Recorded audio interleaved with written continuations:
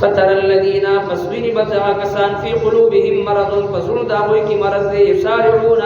جلدی بکوي دوی فيهم پدوستانه دوی کی يقولون وای دوی نخشا يريغونغا ان تصيبنا دائره چوبرسي ممتاز حادثه فعسى الله النزديد چې الله جل شانه ان ياتي بالفتح راو وللفتح او امر من عنده يا بل سز خپل طرفنا فيصبحوا نشبد على ما اسروا فهغه چې دی پټوي فی انفسهم پزړو خپل کې نادمي پیغمانا ويقول الذين امنوا وهو المؤمنان اهؤلاء الذين ايدها كسان دي اقسموا بالله چې قسمونه به خپل په الله باندې جهد ايمانهم فاخف قسمونه دوی انهم لمعكم يقينا دوی خامخ تاسو مرګري دي حبطت اعمالهم برباد دي عملونه دوی فاصبحوا خاسرين نشل دوی تاوان والا. سورة المائدة آية نمبر 2. أعوذ بالله من الشيطان الرجيم. بسم الله الرحمن الرحيم. فترى الذين في قلوبهم مرض يسارعون فيهم يقولون نخشى أن تصيبنا دائرة فعسى الله أن يأتي بالفتح أو أمر من عنده فيصبحوا على ما أسروا في أنفسهم نادمين. ويقول الذين آمنوا أهؤلاء الذين أقسموا بالله جهد أيمانهم إنهم لمعكم حبطت أعمالهم فأصبحوا خاسرين. صدق الله.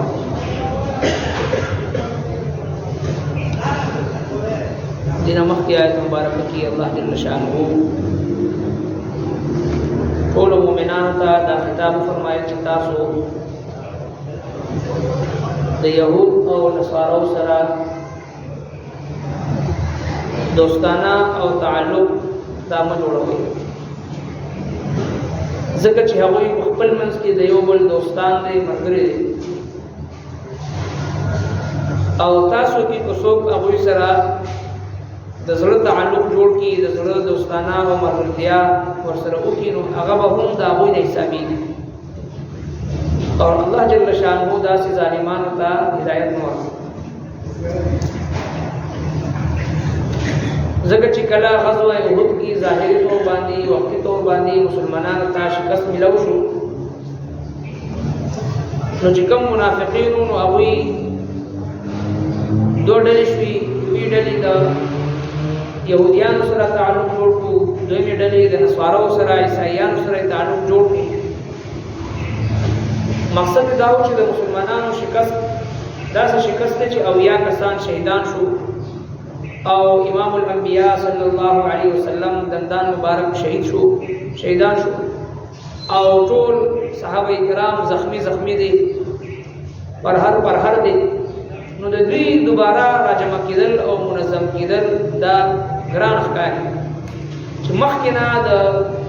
یهودو سره نصارو سره زموږ تعلقات چې مضبوط دي چې په وخت ضرورت زموږ په کار راغلی شي الله تبارک وتعالی په دې آیت کریمه کې دا غي ذکر فرمایلی دی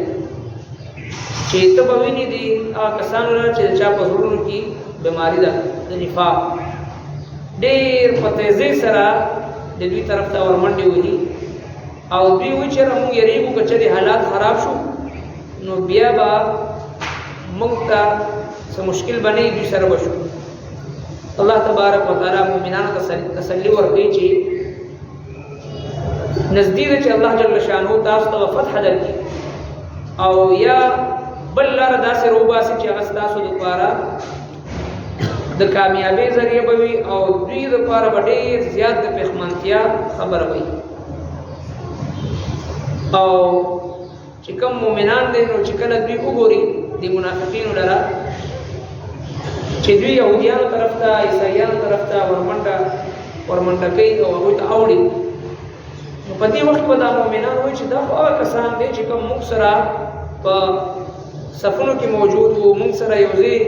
کلمه به ویلا موږ سره یو ځای حلف واغشتو قسمونه به خړل چې مونږه مؤمنان یو او نن دا د لګیا دي يهوديان سره یا نصارو سره ملو شو نو فرمایي چې دوی به پخمانه فتر الذين في قلوبهم فسبوين تاکسان چې پسونو داوي کې مرض دي يسارعون فيهم جلدی بکوي دوی په دوستانه د دوی کې ډېر په تیزی سره دي يهود نصارو سره دوستانه کې يقولون ويدوي نخشى من يريغو ان تصيبنا چورسيبو مونتا وبرسيږي مونتا دائره حادثه هر وخت حادثه راتلی نو دې سره دایره وکړي مسلمانانو ته مزید شکست ملو شو نو موږ به د کافرانو سره شو او په دې باندې الله تبارک وتعالى مستقل یو سورۃ نازل فرمایي او منافقین باندې او دې ځکه د قران کریم کې جا بجا د منافقینو ذکر دی سورہ بقرہ ابتدا کې 15 صفات د متقیانو ذکر کړي او بیا دو علامات او دو خصلتونه د کافرانو ذکر کړي ورپسې الله تبارک وتعالى پورا یو رکوع د منافقینو د علامات او د منافقینو په مذمت کې هغه ذکر کړي او بیا مستقل یو سورۃ المنافقون د منافقینو د علامات او د هغوی د نشاندهی د لپاره الله جل شانه بیانوي دا دومره تفصیلات او څه ضرورت دي مقصد دا چې مؤمنان دغه منافقانه خصلتونو او د منافقانه صفاتو نه ځان بچ وساتي ځان او د مسلمانانو ایمان محفوظ شي او د منافق ټول لوی علامت او نخا قرآن کریم کی سورہ منافقون کی اللہ جل شانہ دا بیان کړی دی چې یقولون لئن رجعنا الى المدینه ليخرجن الاعز منها الاذل د منافقین ټول لوی د نفاق علامت او نخا هغه دا و چې هغوی مخلصین او صحابه کرامو سره بغض او کینه ساتل د صحابه کرامو سره بغض او کینه دا د منافقت او د نفاق علامت دي دی وجنا زموږه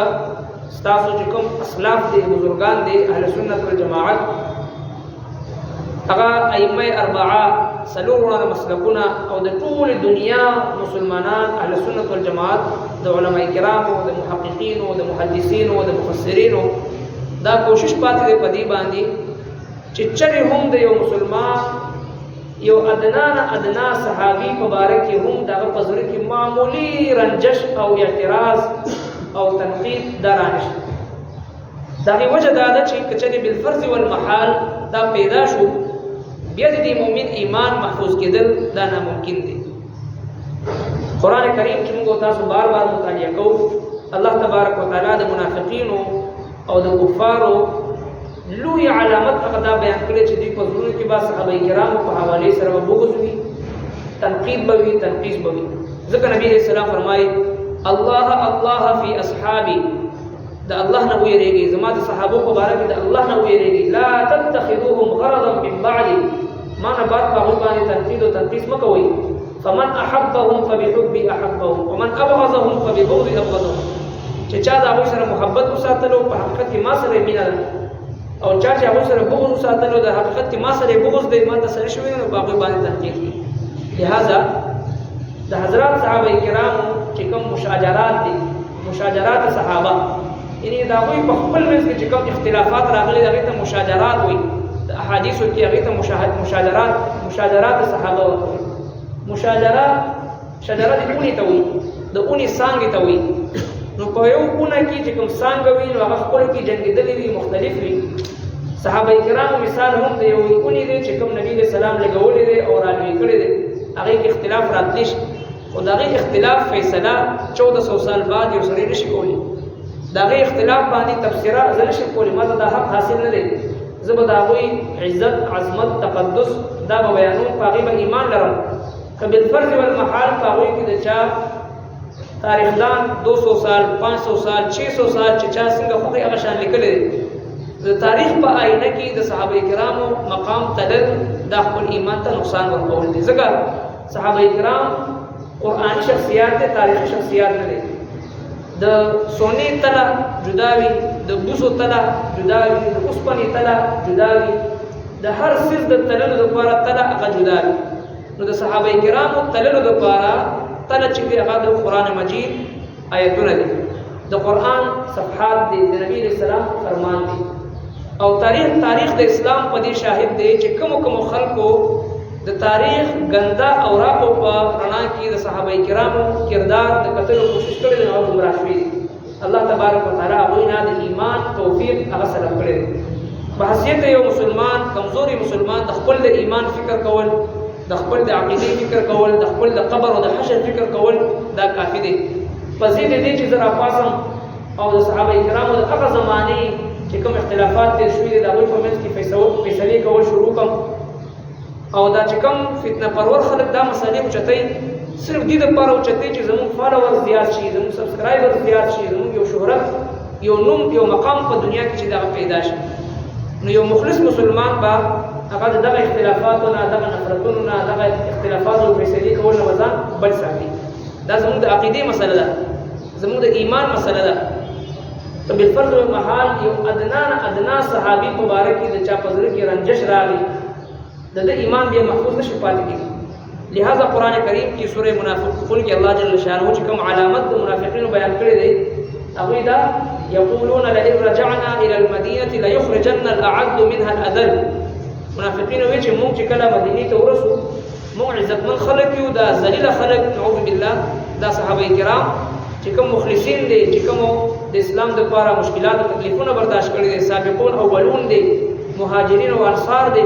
دی به دې ځینه وباسو. الله جل شانه فرمایي چې لله العزة ولرسوله وللمؤمنین ولكن المنافقین لا يفقهون. عزت د الله دی، د الله د رسول دی، او مخلص مؤمنانو صحابه کرامو دی. نو لهذا الله تبارک وتعالی فرمایي چې دې منافقینو